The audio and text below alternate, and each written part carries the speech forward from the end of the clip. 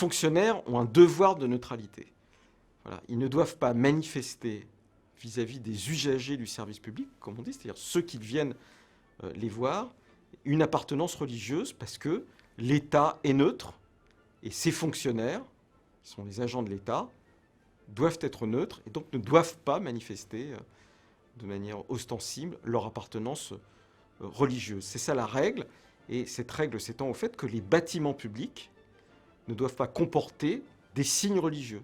Chacun a son symbole de Dieu. Si on veut que toutes les croyances puissent rentrer sans être gênées par un signe religieux, eh bien, il faut bannir les signes religieux. Si vous n'êtes pas catholique et que vous voyez une croix avec un Christ dessus, vous avez le sentiment que vous rentrez dans un lieu marqué par l'Église catholique. Si vous êtes protestant, vous ne serez pas d'accord parce que sur vos croix, quand vous êtes protestant, il n'y a pas le Christ. Si vous êtes juif, vous pourrez vous sentir mal à l'aise. Si vous êtes musulman, pareil. Donc, c'est la neutralité. Voilà. Et c'est ça qui est organisé parce que avant, eh bien, il y avait cette mainmise de l'Église qu'on retrouvait partout.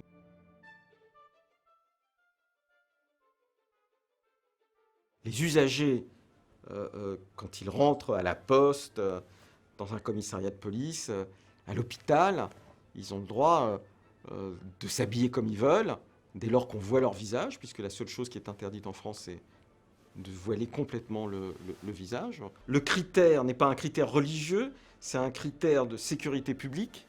Voilà, et c'est le fait qu'on ne puisse pas vous reconnaître.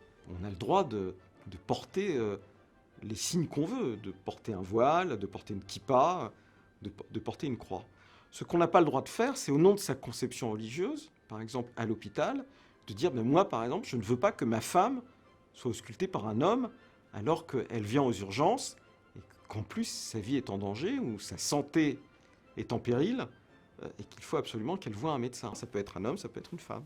Le service est organisé en fonction des besoins du public avec les agents du service public qui sont là, les médecins qui sont là. Donc ils ont un tour de garde et vous tombez sur celui qui est là au moment où vous y rentrez. Si vous ne voulez pas de ce médecin, vous avez le droit. Mais à ce moment-là, vous partez. Et vous ne pouvez pas obliger l'hôpital à changer son organisation pour vous. Vous avez le droit d'en partir. En France, la médecine de ville, comme on dit, est laissée au libre choix du patient. Vous pouvez choisir un médecin homme, un médecin femme. Vous avez le droit du choix du médecin. Mais vous n'êtes pas là dans une situation d'urgence, vous êtes là dans la médecine de ville.